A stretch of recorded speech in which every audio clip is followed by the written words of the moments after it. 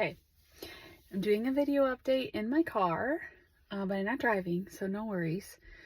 It's just the quietest place I can do the update. So, feeling much better today after getting some IV hydration fluids yesterday at the cancer center.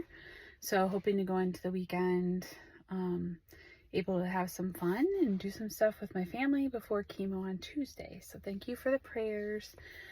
I wanted to update you on the liver donation transplant situation. So I'm going to try to make it short. I know I always say that, but essentially, as I continued down the transplant process and did all of the testing, it came time for us to start testing donors.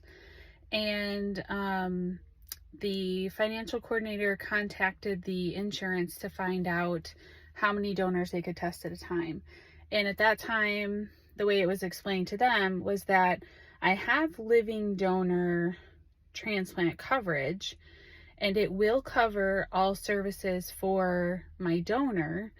But if they have insurance, Cleveland Clinic seems to think that my insurance won't cover the donor if they have their own insurance.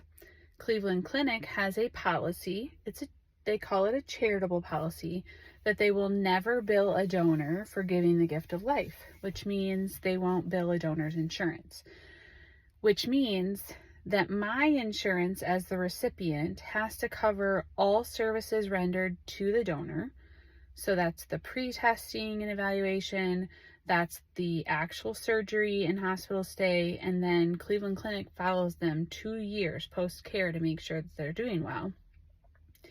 If my insurance doesn't cover all of that, then Cleveland Clinic will not move forward with the living donor transplant. I can still be listed on the deceased donor list, and that runs on what they call like a MELD score and mean tumor volume.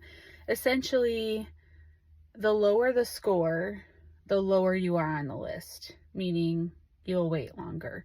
My score is 7. They can give me some exception points, but that will only take me to 15.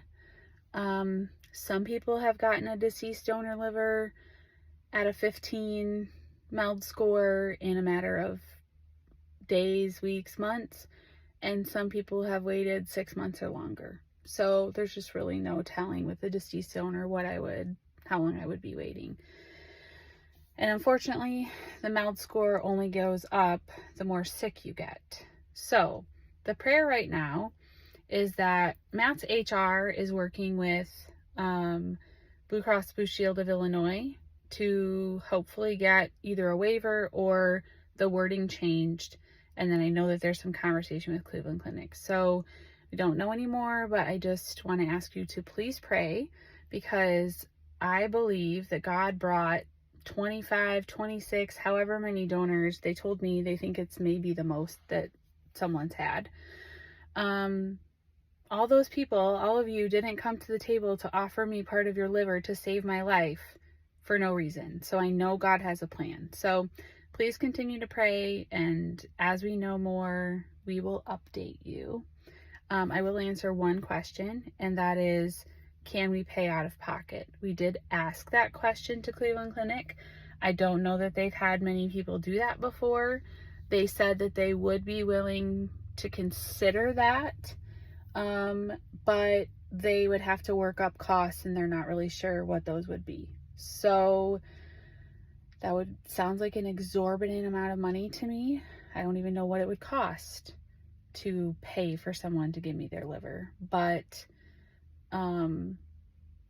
we're willing to try to come up with the money if we have to, because this is the best chance at me being cancer free. So thank you for praying.